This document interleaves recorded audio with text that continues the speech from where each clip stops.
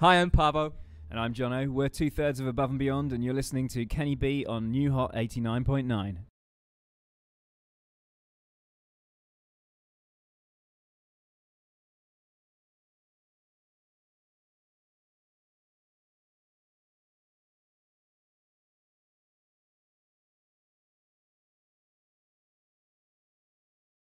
KennyB inside your afternoon hot seat. I've been following these guys' career for a minute. I was supposed to talk to them yesterday, but the time change screwed everything up. I got 2 of 3 members of Above and Beyond in the house. Say what's up and introduce yourself, guys. Well, I'm Paavo. And I'm Jono. We're Above and Beyond, yeah. All right, so I want to get to this real quick. Before you came up with the name Above and Beyond, how many different names did you guys go through prior to that? You've obviously, you know some of our other names. I mean, we had... Actually, before Above and Beyond, there was Free State. We actually went under the name A&B Beats for one release as well. We released as Ocean Lab, but that was kind of after Above and Beyond as well. So, Bass, we got Dirt Devils. Dirt Devils as well, of course. But, you know, some of these were before, some of them after. We've done quite a few. Now, you guys met in 99, correct? Roughly around 99? Yeah. And then you started doing, like, the school thing together, and then you started producing music because you guys were falling into the same genre and doing the same thing in school. What made it click for you guys? Was just that you both liked the same stuff? Yeah, I think we both wanted to set up a record label first and foremost, and then we were both into a similar style of music. So, yeah, we had a lot in common musically and kind of in terms of where we wanted to go with it. We didn't know we wanted to become DJs there. That's something that grew afterwards, yeah. So you've been to Ottawa before? Yeah, Barrymore's Music Hall, yeah. And you haven't. You're a virgin here. Absolutely, and can't wait. You know, the accent will get the chicks going. Don't worry. Wow, let's see. Now, would my accent work if I was in England? Like the plain accent? I think it's anything exotic, isn't it? Really, you know, if you're not from that place and you know you come to England, of course, yeah. What's the best thing about being DJs, producers, and I'm gonna follow that up with what's the worst thing? So, because there's pros and cons to everything we do.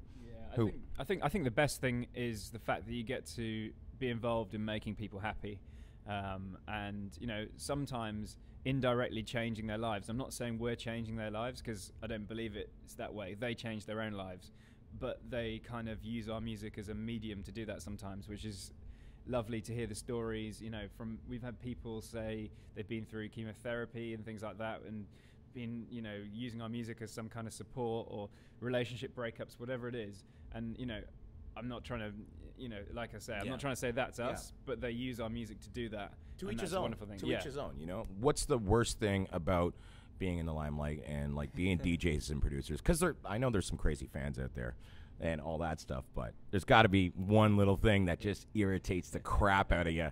Well, I think, you know, we'd all say the same. It's that, you know, one of the wonderful things about this job is that we get to see the world and we get to travel a lot. The downside of that one is that we don't probably get quite as much time at home as we'd like, but you know, it's finding that good balance. And like we talked earlier, that, you know, we always send 2 out of 3, which means one of us is always, you know, back in the UK making new tracks and doing the radio show. So so that actually gives us a really unique opportunity to try and have a bit more balance. And I think we're really fortunate that we can get away with doing it, but you know, that we can do this like this. You know, has the schedule ever been so crazy where you guys have actually wrote the name of the city like on a piece of paper before you've gone out? Well, today's going to be pretty crazy because we're flying on to Electric Forest after this. Yeah, I heard that. Yeah, I mean, you're only here for 3 hours, right? Exactly. We do have some of these crazy schedules when the agents get a bit carried away and say, "Oh, you can play there and there," and we go, "Can we?" And you know, what's it like on a private jet? I mean, we don't do private jets too often, but it's a really nice way to travel because things like today, dealing with all the customs and that sort of thing, you don't have to queue in line and all that kind of stuff really. And it's so nice not to have to go through security and all, because actually I think the effort of traveling on commercial flights is more the, you know, taking your belt off, going through security, the checking in. It's not the actual flight so much, it's all the stuff surrounding it and then getting your bag at the end. Those things add up in terms of time. So the real convenience with the private jet thing is it's just convenience. Exactly. It's convenience.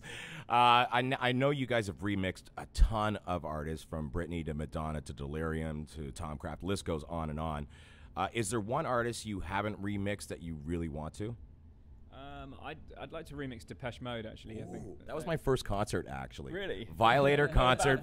Violator. Violator. Yeah, I still have the T-shirt at home when I think I was like 12 years old or something that time. It doesn't fit anymore, but I still got it. Yeah, but the album still fits. Yeah, they were dope back in the day, and they were almost starters for electronic music. If you really, you know what I mean. I mean, for me, I grew up on like New Order, Pet Shop Boys, Depeche Mode, all of that kind of music. And we're showing our age here, brother. Yeah. We're if probably you don't know those artists, check them out. We're probably close to the same age now that you're talking about that stuff. We just look good. I just say alcohol preserves us. Now, I know being on the road and people always want you to party when you're in different cities. How do you guys control the level of the state you're in, kind of? I think, it's important. He's laughing. Yeah. I think it's important to, like, pick your moments and, try and hang out with people when you want to, but also know that you might ruin tomorrow night's show. If you end up staying all night at the after party, you're not going to be able to perform as well. So it's just getting that balance. And you were talking about Ty's Tiesto earlier, managing to sneak out of after parties. And you look, 1 minute he's there, 1 minute he's gone. And I think you do learn a few techniques like that where you just drift off to the bathroom, but actually you're leaving. But I also think it's a real sign of a sort of pro DJ, because in our early days, flights were being missed. All sorts of things happened on the road. But then like that was also because we only had like sort of 4 or 5 gigs a month, which actually allows for that. You have the time to recover from all of those sorts of things. But then when your schedule hits over 100 gigs a year, you start actually realizing that it's not doable. You can maybe do it for a few months, but it's not going to end well. And I think we find this kind of good, sustainable way of touring where we can still have the fun, but yeah. We can still drink like we're 20, but we can't recover like we're 20, which is the crappy thing. Now, what's the one thing you guys have to bring on the road with you, no matter what? All the boring stuff: laptops, earplugs, SD cards, all that sort of stuff. But anything exciting? Anything personal? Not really. All right. I haven't gone anywhere in the last 2 years without a camera. Like, I'm absolutely obsessed with photography. Yeah. And especially now that I've been doing it for quite a long time, looking back at some of the photos from our tours from like 5-6 years ago, it's becoming cooler and cooler and more addictive. So I think that's gonna continue like that for the near future. I'm not gonna go anywhere without my camera. That sounds awesome, because I love taking pictures too. I just got to find the time. It's a nice way to relax and just take your mind out of things and just see the beautifulness in the world, if that sounds cheesy. I know it sounds cheesy, but it's true. Okay, talking with Above and Beyond here. Now, I know we got to get you guys on stage in just a moment. The next question I'm going to ask. Oh, I was going to ask this one, but I think I'm going to stay away from it right now. But,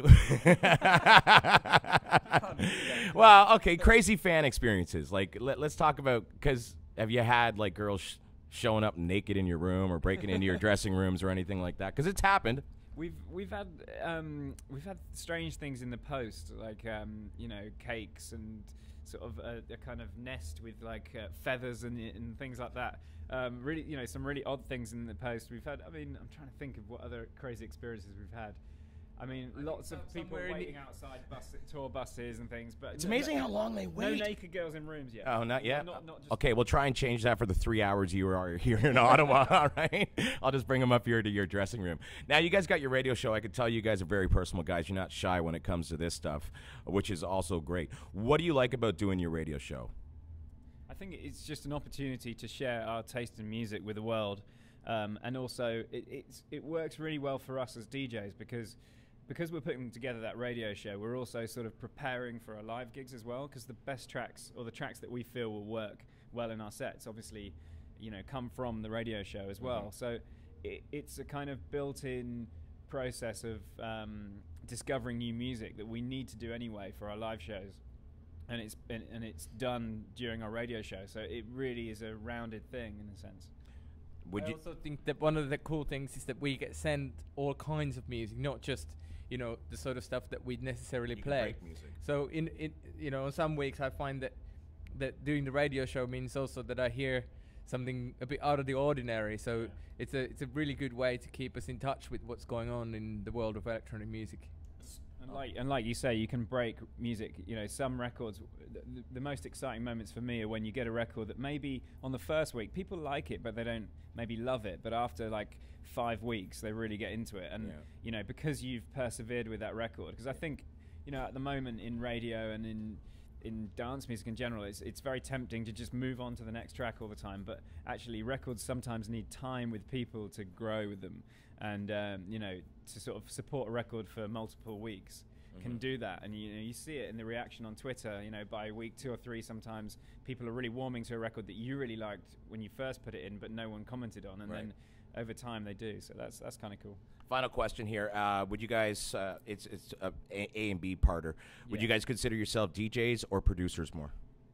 Well, I think we're definitely, you know, songwriters, musicians who DJ. When we got actually started, we didn't DJ for the first sort of year and a half, and at least my personal take was at that point, like, you know, we really want to concentrate on making the music, but then quite soon after we started DJing, we all sort of realized how important that is actually, because it gives us a real good opportunity to test everything out, and adds a certain level of realness into the music making thing. You're not in an insular studio environment. You're actually doing music that other people enjoy too, and you know, that's become a really important part of what we do. Because you guys are putting on a show. You are artists, for that matter. And I know some guys just come in and press play and act like they're spinning and stuff like that. It does happen, but you're putting on a show, so I don't disagree with it. It's just what you have to do sometimes. But there's an art form to beat mixing too, right? There's a certain, you just, when you had to carry those crates back in the day, you're carrying 8-9 crates to the bar, you're only using 2 of them, and you're just killing a party. But you guys are putting on a show with lights, sound, everything, so it's all got to go hand in hand. Yeah, and I think, you know, what we always tend to do is we always leave a little bit of opportunity to, you know, steer where we want to go, what we want to do, and like, we've got some really new things that we're still working on. Like, we're playing something very, very new that isn't even quite finished yet tonight. And that's the really exciting thing here. Is like, we can always, you know, test drive these things, and that gives us an opportunity to really improve music as well. Yeah, I think you know, the sort of push play culture and that kind of thing is quite unexciting for the performers. Well, at least for us, I don't think it would be. If we weren't actually bothering to mix the records and that sort of thing, it would feel a bit fraudulent, you know, to ourselves more than anyone, you know. I hear you.